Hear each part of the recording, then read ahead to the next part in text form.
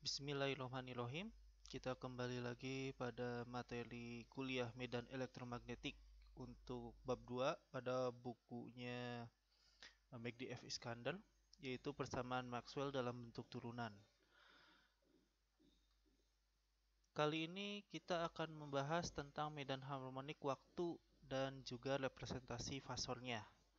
Kenapa kita harus membahas ini? Sebelumnya, pada pembahasan sebelumnya, kita membahas tentang persamaan Maxwell dalam bentuk turunan. Walaupun persamaan Maxwell dalam bentuk turunan itu memudahkan kita untuk melakukan perhitungan, menentukan nilai-nilai medan listrik maupun medan magnet pada satu titik, tapi di situ hanya bisa didapatkan informasi pada titik tersebut dan pada satu waktu.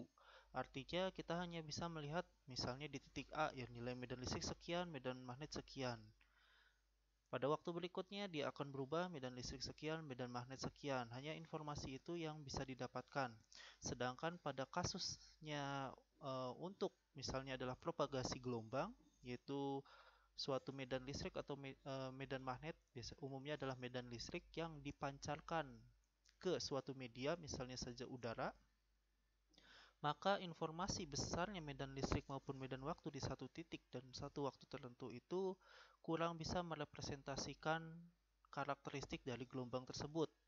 Sebagai contoh, kalian bayangkan tentang HP. Misalnya di situ ada BTS atau tower.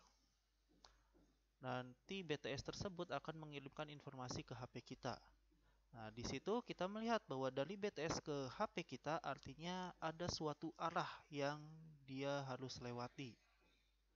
Selain arah tersebut, juga nanti ada yang dikenal di istilah namanya polarisasi.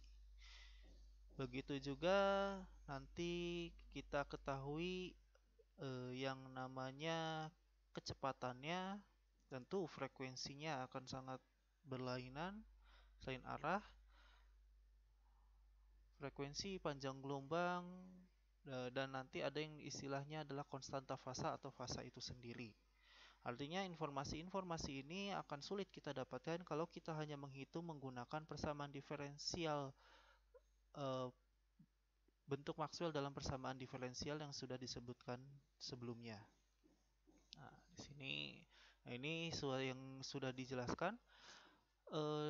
Yang akan kita gunakan adalah bentuk fasor atau bentuk kompleks dari fungsi sinus ataupun kosinus. Hal ini sudah kita pelajari di matematika teknik, tapi kita akan ulang sedikit di sini. Nanti persamaan medan listrik maupun medan magnet akan diubah ke dalam bentuk fasor ataupun kompleksnya.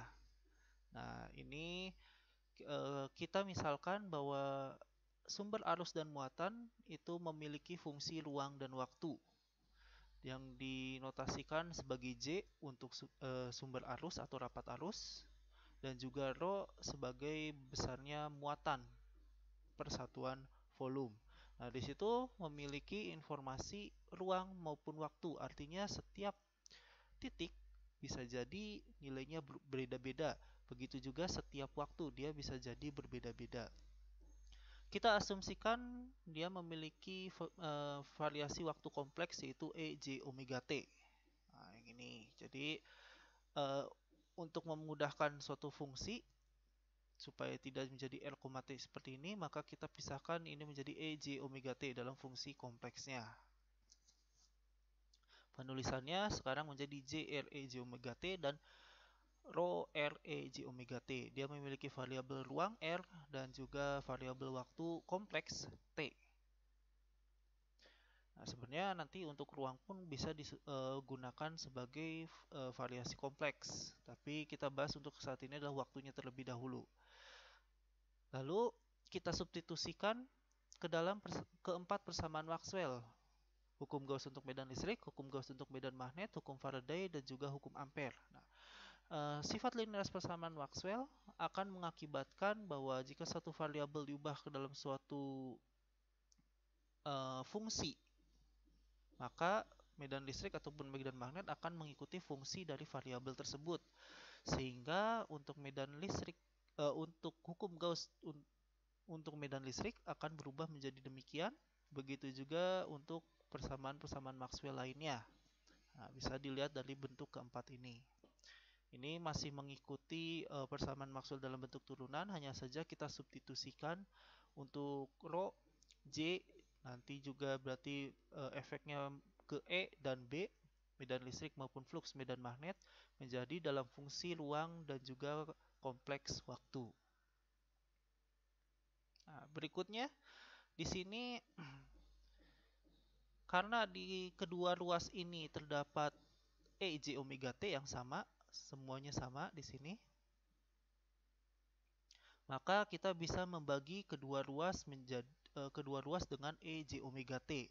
Dengan kata lain di sini nanti akan hilang, di sini pun hilang, hilang dan seterusnya, sehingga persamaan Maxwell sekarang berubah menjadi hanya dalam bentuk ruang.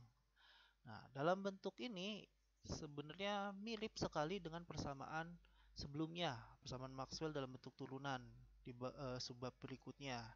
Dan ini hanya memiliki informasi ruang seperti yang sudah saya jelaskan dan tidak melibatkan peubah waktu T. Nah, persamaan ini tidak akan cocok untuk menyelesaikan masalah propagasi karena untuk propagasi maka setiap waktu itu akan terjadi perubahan medan listrik maupun flux medan magnet ataupun medan magnet.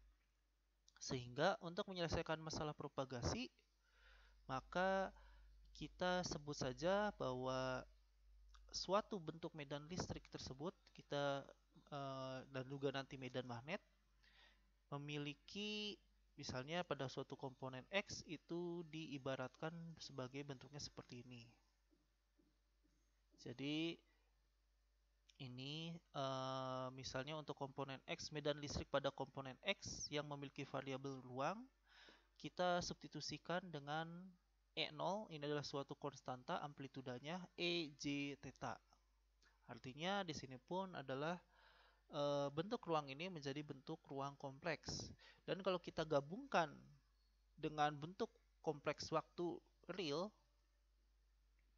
maka kita dapatkan bentuknya seperti ini, yaitu E0 E J theta E J omega T. Kita akan melihat hanya bagian real saja. Dari sinyal dan sistem kita tahu bahwa bentuk E pangkat J theta atau variabel lainnya itu memiliki dua bentuk, yaitu bentuk real maupun bentuk imajiner. Bentuk real umumnya nanti akan melihat pada amplitudanya, kita bisa melihat amplitudanya, sedangkan bentuk imajiner itu umumnya kita akan melihat bentuk fasanya. Yang akan kita lihat karena yang dipancarkan itu adalah gelombang yang nyata, maka kita melihat bagian realnya saja, yaitu adalah E0 cos omega T ditambah theta. Theta adalah ini dari pengaruh ruang yang ini, dari pengaruh ruang. Nah, karena propagasi itu artinya kita berada pada area bebas sumber, sehingga tidak ada sumber J ataupun Rho, maka bentuk persamaan Maxwell dalam bentuk turunan akan menjadi seperti ini. Lalu kita substitusikan untuk E dan B menjadi bentuk yang di atas seperti ini.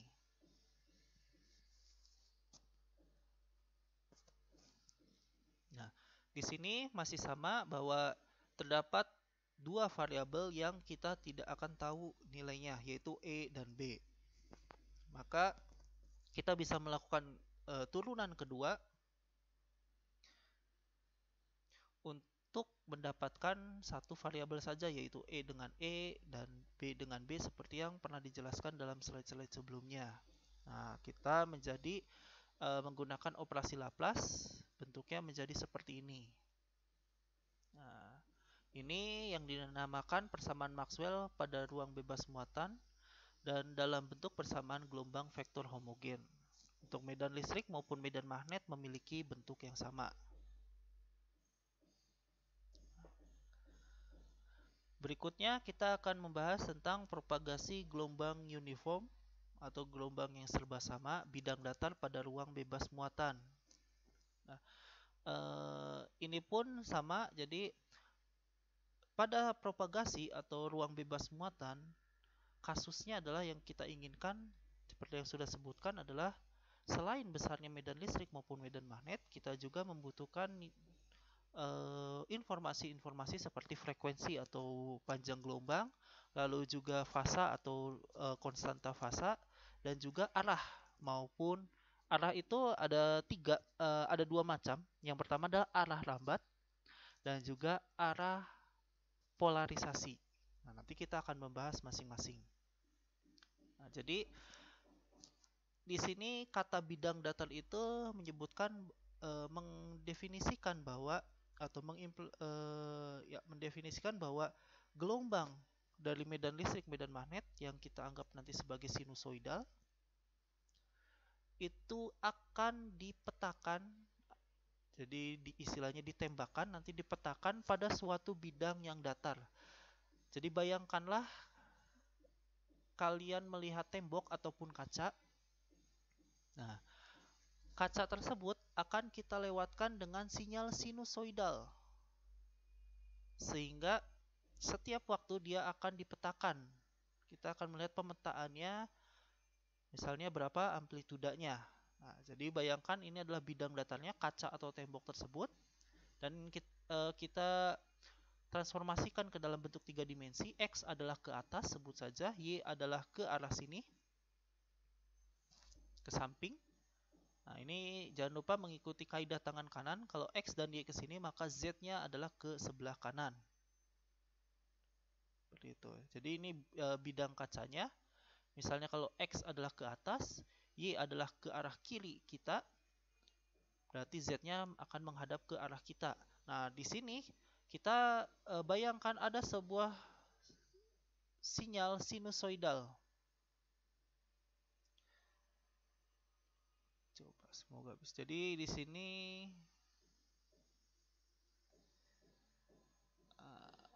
sebentar, bisa tidak ya? Oke.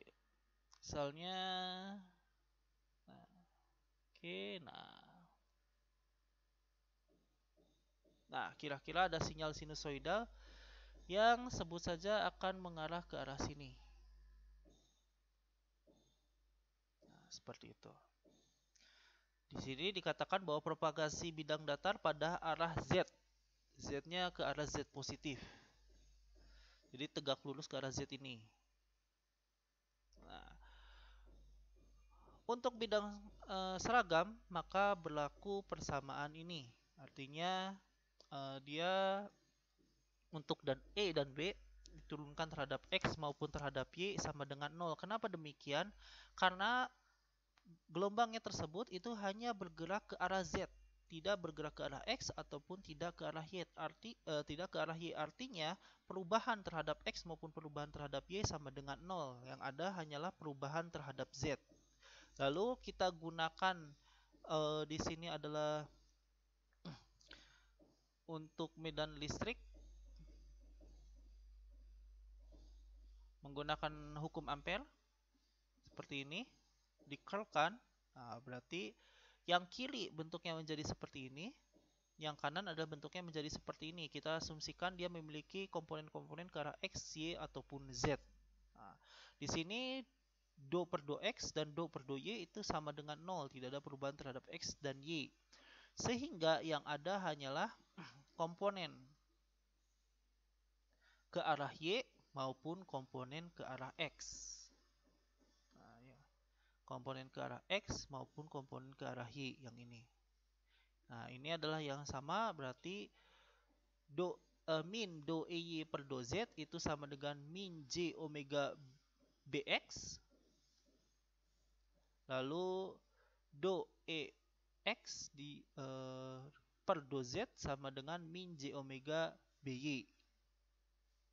Sedangkan komponen B ke arah Z itu akan bernilai sama dengan 0.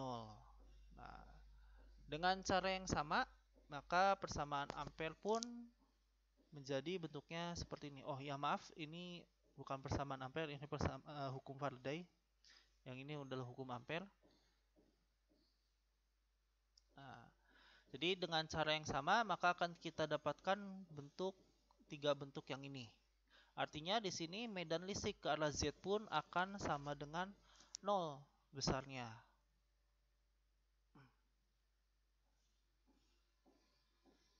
Jadi untuk yang ini tidak ada medan magnet ke arah Z, dan di sini tidak ada medan listrik yang ke arah Z. Untuk Z dan BZ itu akan sama dengan 0. Beda komponen medan listrik dan medan magnet pada arah propagasinya. Nah, ingat dibedakan ya. Gelombang medan listriknya itu merambat ke arah Z, tapi medan listrik dan medan magnetnya tidak mengarah ke arah Z. Jadi kita lihat seperti ini. Jadi gelombang ini bergerak ke arah Z.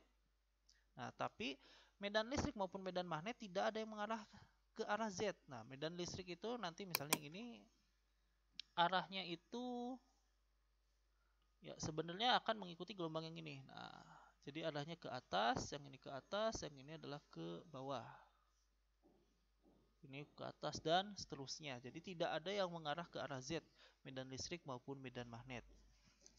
Nah, di sini kita bisa melihat juga bahwa BX dan EY, medan magnet yang ke arah X dan medan listrik yang ke arah Y akan saling berkaitan satu sama lain. BX menjadi sumber dari EY pada hukum Faraday dan sebaliknya EY akan menjadi sumber dari BX pada hukum Ampere. Begitu juga dengan BY dan EX. Nah, artinya keduanya tersebut akan saling berkaitan. Nah, kita menurunkan hukum Ampere yang mengandung komponen EX terhadap Z. Jadi hukum Ampere yang ini, komponen EX diturunkan terhadap Z, maka bentuknya akan menjadi seperti ini. Nah, di sini juga sama. Tadi maka di sini hanya ada variabel EX. Nah, ini digunakan untuk mencari seberapa besar EX pada suatu titik di titik sepanjang garis sumbu Z tersebut. Nah, dari persamaan ini maka kita bisa melihat ini adalah bentuk persamaan diferensial orde kedua karena memuat paling tinggi adalah turunan kedua. Nah, kita sudah pelajari bahwa untuk turunan persamaan diferensial orde kedua maka akan memiliki dua solusi. Nah, solusinya adalah yang ini. Bentuk seperti ini. Dengan beta 0 tentu saja adalah omega dikalikan akar mu 0 epsilon 0. Nah, jadi nanti bisa kalian pelajari lagi atau kalian lihat sekilas lagi tentang bagaimana mendapatkan solusi dari persamaan diferensial orde kedua. Maka kita akan dapatkan bentuk seperti ini. Nah, di sini kita dari bentuk seperti ini nanti kita asumsikan bahwa C1 itu adalah EM plus dan C2 adalah EM min. Nah, ini yang sebelah kiri, bagian kiri ini adalah gelombang medan listrik yang merambat ke arah Z positif. Jadi kalau ada min J beta 0, Z itu adalah ke arah Z positif. Sedangkan yang sebelah kanan ini akan merambat ke arah Z negatif. Nanti beta 0 itu disebut sebagai konstanta fasa yang besarnya adalah omega dikali akar mu 0 epsilon 0. Dengan mu 0 adalah permeabilitas ruang hampa dan epsilon 0 adalah permitivitas ruang hampa. Oke, next. Nah, kalau kita melihatnya dalam bentuk real, maka kita hanya akan melihat real dari EJ omega T adalah cos. Karena di sini dia juga ada min beta 0Z yang dari sini. Jadi kita gabungkan antara ruang dan waktu sehingga bentuk realnya adalah EM cos omega T min beta 0Z ditambah EM plus maaf ini harusnya min ya. Nanti tolong diganti. Yang ini min cos omega T ditambah beta 0Z. Yang ini merambat ke arah Z positif dan yang ini merambat ke arah Z negatif. Nah, yang perlu kalian ketahui bahwa perambatan gelombang sinusoidal ini merambatnya itu seperti kalian menggeser sinusoidalnya. Jadi jangan kalian berpikir bahwa dia merambat seperti ular meliuk. Jadi merambatnya seperti ini, tidak. Tapi ini sinusoidal, lalu dia akan bergeser. T1 misalnya yang ini, lalu dia bergeser ke kanan terus kalau dia merambatnya ke arah Z positif. Begitu juga sebaliknya kalau dia merambatnya ke arah Z negatif. Oke. Umumnya kita hanya akan melihat satu, jadi karena kita melihatnya jauh dari sumber, maka kita akan melihatnya hanya satu arah aja, apakah ke Z positif ataukah ke Z negatif. Oke, kita lanjutkan dengan melihat hukum Faraday sebelumnya. Di sini, kalau misalnya kita turunkan, maka kita akan mendapatkan bentuk seperti ini. Min J, maka besarnya B ke arah Y itu sama dengan J-nya min J bisa kita coret. Berarti sisanya omega kita kekirikan. Beta 0 per omega EM plus E min J beta 0 Z. Nah, beta 0-nya sendiri tadi kita sudah lihat adalah omega akar mu 0 epsilon 0 dibagi. Nah, sehingga di sini ada 2 omega, kita bisa coret omeganya. Dan akar mu 0 epsilon 0 ini adalah 1 per C, dengan C adalah cepat terambat gelombang cahaya di udara, yaitu 3 kali 10 pangkat 8 meter per detik. Sehingga bentuk ini bisa saya tuliskan demikian.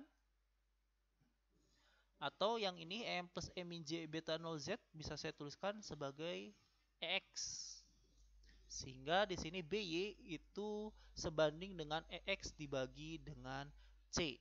Hal ini mendatangkan bahwa rasionya atau perbandingan antara E maupun B itu yang merambat ke arah Z positif adalah real dan sebanding dengan C.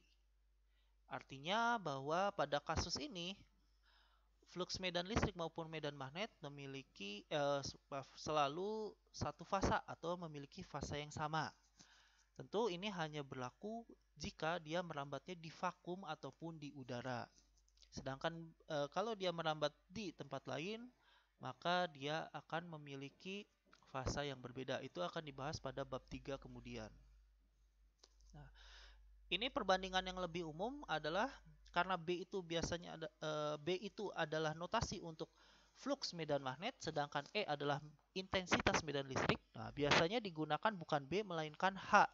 H adalah intensitas medan magnet, yaitu ampere per meter. Hubungan B dengan H adalah B sama dengan mu 0 dikali H. Nah, berarti yang ini. Sehingga perbandingan antara H dan E dan H adalah mu 0 C.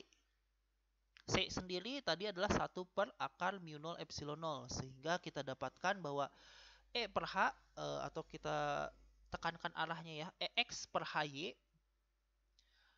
itu adalah akar mu 0 per epsilon 0. Ini yang disebut sebagai adalah eta 0. Eta 0 itu adalah impedansi gelombang intrinsik pada ruang hampa. Nah, besarnya yaitu 120 pi atau sama dengan 377 ohm. Jadi bisa digunakan dua nilai ini untuk menentukan hubungan medan listrik dan medan magnet, berapa besarnya amplituda atau intensitas medan listrik dan medan magnet. Jadi kalau kita tahu medan listrik, maka kita bisa dapatkan intensitas medan magnetnya, yaitu sebanding dengan 120 pi atau 377 ohm. Oke. Parameter lain yang penting pada saat pada propagasi gelombang atau perambatan gelombang adalah yang pertama panjang gelombang. Mungkin kita sudah tahu bahwa panjang gelombang itu adalah C per F, tapi sebetulnya rumus yang paling penting, rumus utamanya yaitu adalah beta 0 lambda sama dengan 2pi. Atau lambda sama dengan 2pi per beta 0, dengan beta 0 adalah konstanta fasa. Kenapa tidak langsung C per F? Karena nanti kita akan lihat di sini bahwa kalau dia tidak merambat di udara ataupun di vakum, maka dia akan memiliki nilai yang berbeda. Jadi ada sedikit perbedaan antara panjang gelombang yang merambat di udara dengan panjang gelombang yang merambat di media selain udara ataupun vakum. Nah, itu akan kita bahas di bab berikutnya. Untuk saat ini kalian bisa langsung menggunakan lambda sama dengan 2pi per beta 0 atau rumus ini, ataupun langsung C per F. Untuk kecepatan fasa, maka kita bisa melihat bahwa kecepatan fasa itu adalah omega T min beta 0 Z sama dengan konstan. Kecepatan fasa ini artinya adalah kecepatan gelombang tersebut bergerak ke arah Z positif, ke arah rambatnya. Sehingga kita hanya tinggal menurunkan persamaan ini terhadap Z. Sehingga di sini bukan terhadap Z. Z kita turunkan terhadap T waktu. Jadi ini kita ubah dulu Z sama dengan konstan ditambah omega T dibagi dengan beta 0. Kita turunkan terhadap T sehingga kita dapatkan dz per dt, yaitu adalah kecepatan fasa sama dengan omega per beta 0 meter per detik. Untuk gelombang yang merambat pada ruang hampa, Vp akan sama dengan, dari sini beta 0-nya sendiri adalah 1 omega per akar mu 0 epsilon 0, sehingga kita dapatkan kecepatan fasanya adalah 1 per akar mu 0 epsilon 0, yaitu sebanding dengan kecepatan rambat cahaya di udara. Nah, ini adalah ilustrasi antara arah medan listrik dengan medan magnet. Jadi, yang atas ini adalah medan listrik, dia merambatnya ke arah Z positif semua, dan yang samping sini adalah medan magnet.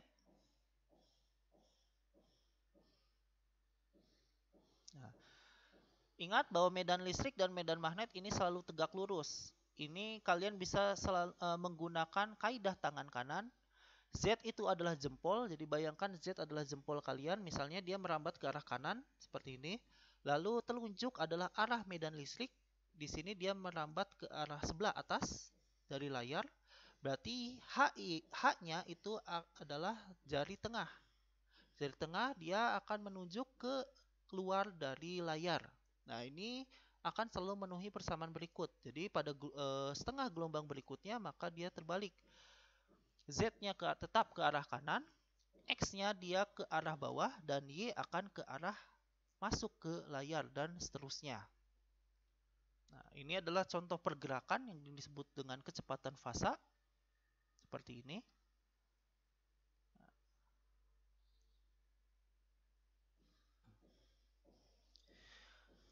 Sekarang kita akan masuk pada contoh soal. Ekspresi domain waktu untuk intensitas medan magnet dari gelombang bidang seragam merambat pada arah Z positif di ruang bebas adalah demikian.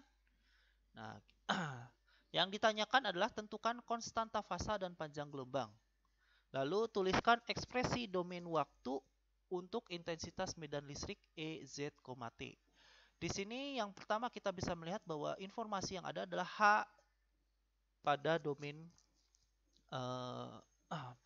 waktunya. Lalu di sini arah H-nya adalah ke arah Y positif. Besarnya adalah 4 kali 10 pangkat min 6. Nah, di sini 2pi kali 10 pangkat 7T. Artinya omega itu adalah selalu menempel ke T, yaitu besarnya 2pi kali 10 pangkat 7 min beta 0Z. Nah, yang ditanyakan adalah konstanta fasa, yaitu beta 0, dan panjang gelombangnya. Nah, untuk panjang gelombang, maka kita bisa cari dulu konstanta fasanya. Beta 0. Beta 0 adalah omega dikalikan akar mu 0 epsilon 0. Atau juga bisa omega dibagi dengan C. Yaitu omeganya adalah 2pi kali 10 pangkat 7 dibagi dengan C adalah 3 kali 10 pangkat 8. Maka kita dapatkan adalah 0,067pi. Ini adalah konstanta fasanya. Jadi nanti beta 0 ini bisa disubstitusikan dengan nilai 0,067pi. Nah, sedangkan untuk panjang gelombang, tadi rumusnya panjang gelombang bisa saja langsung C per F. Itu juga bisa. Atau kalau ingin menggunakan omega per beta 0 juga tidak masalah.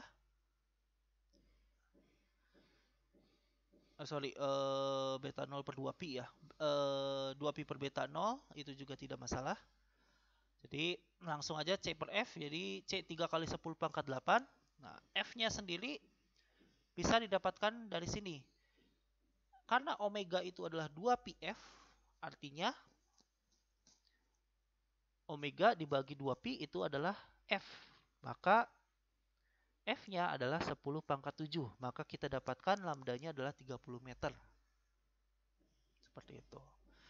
Lalu untuk ekspresi domain waktu untuk intensitas medan listrik, artinya kita hanya perlu melihat ininya akan sama semua, cos dan isi dari kosinus ini akan sama semua, 2pi kali 10 pangkat 7t min 0,067 pi z.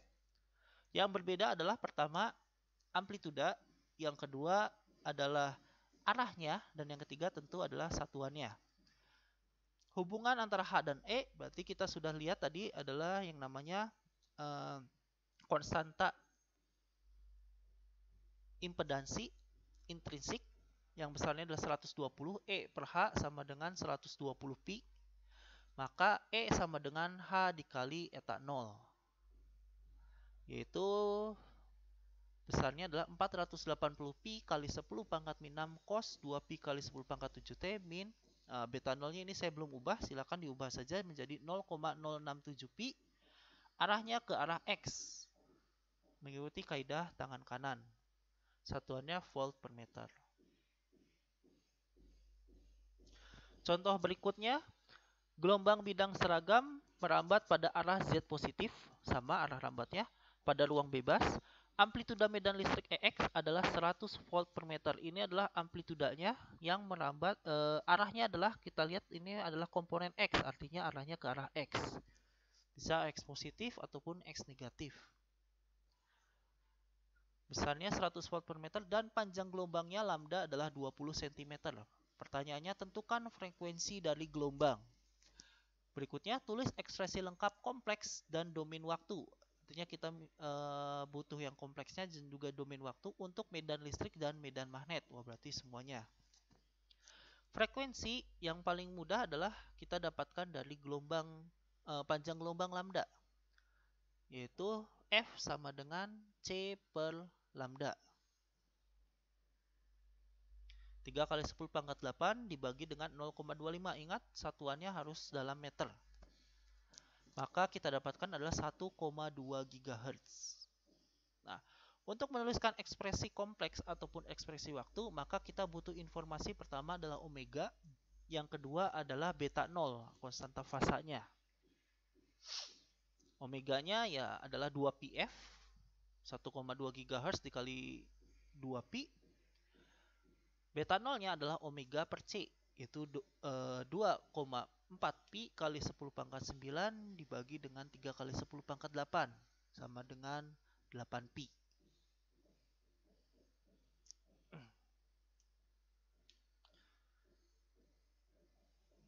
Atau bisa juga beta 0 ini mungkin lebih mudah adalah 2 pi per lambda. Nah, itu akan lebih mudah.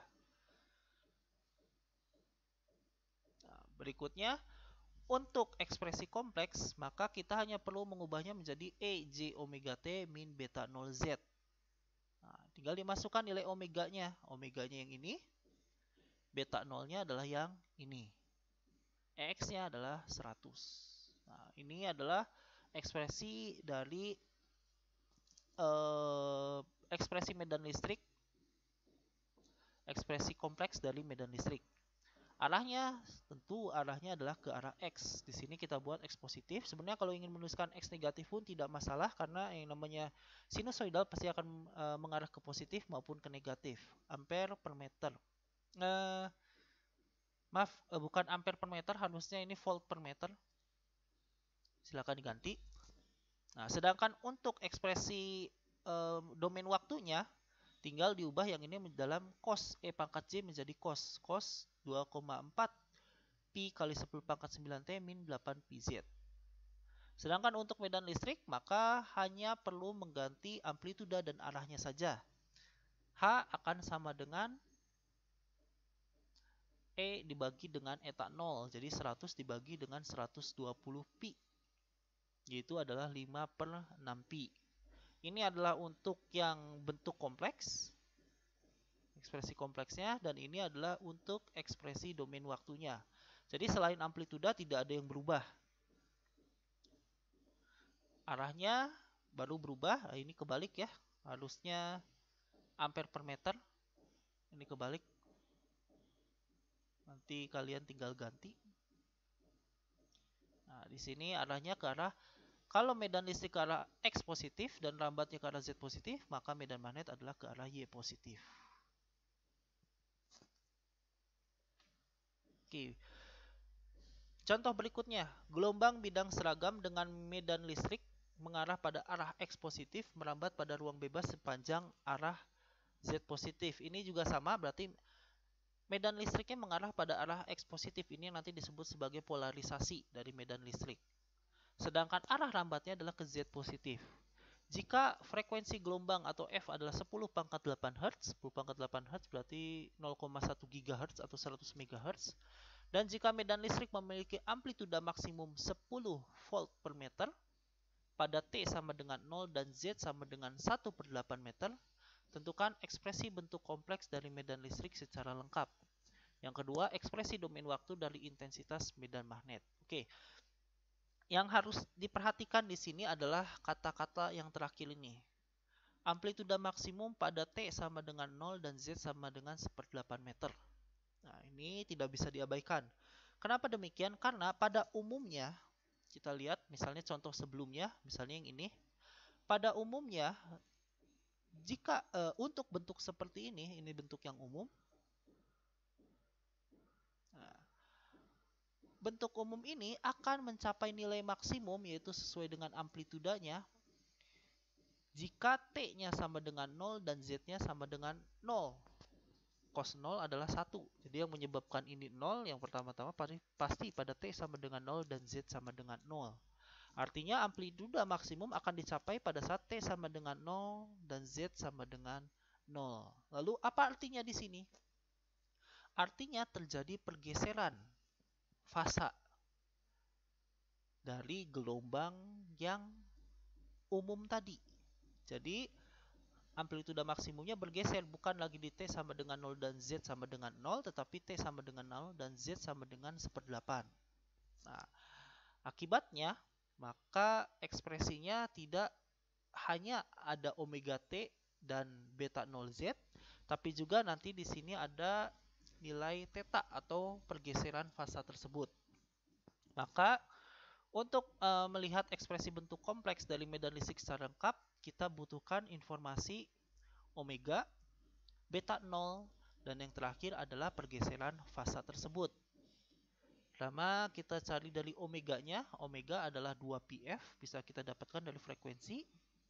Berarti 2pi kali 10⁸.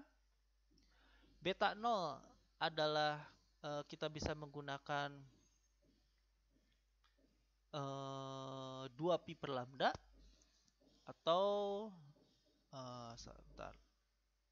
Nah, atau omega per C. Yang paling cukup mudah karena tidak ada lambda, berarti omega per C. Kita dapatkan beta 0-nya adalah 2/3. Nah, kemudian kita harus mencari pergeseran fasa. Untuk T sama dengan 0 dan Z sama dengan 1/8, amplituda maksimum akan dicapai kalau nilai berikut ini adalah sama dengan 0. T sama dengan 0, berarti ini kita abaikan. Z sama dengan 1/8, artinya beta 0 dikalikan dengan 1/8. 2/3pi dikalikan 1/8. Ini harus sama dengan 1/12. Theta ini harus sama dengan beta 0Z. Sehingga kita dapatkan tetanya adalah 1/12pi. Nah, maka untuk bentuk kompleks dari medan listrik, kita bisa dapatkan bentuknya seperti ini. Ini lagi-lagi kebalik, bukan ampere per meter, tapi volt per meter. Mohon maaf. Berarti untuk ekspresi kompleksnya adalah 10E pangkat J 2pi kali 10⁸T min 2/3πz ditambah 1/12pi. Arahnya ke arah X positif. Volt per meter. Untuk H, Yang ditanyakan adalah domain waktunya. Artinya sebenarnya ya ininya sama, E pangkat J hanya tinggal diganti dengan cos. Isi dari cosnya itu akan sama. Yang berbeda adalah amplitudanya. Amplituda untuk H adalah E per eta 0 atau E berarti 10 per 120 pi. Arahnya ke arah Y positif.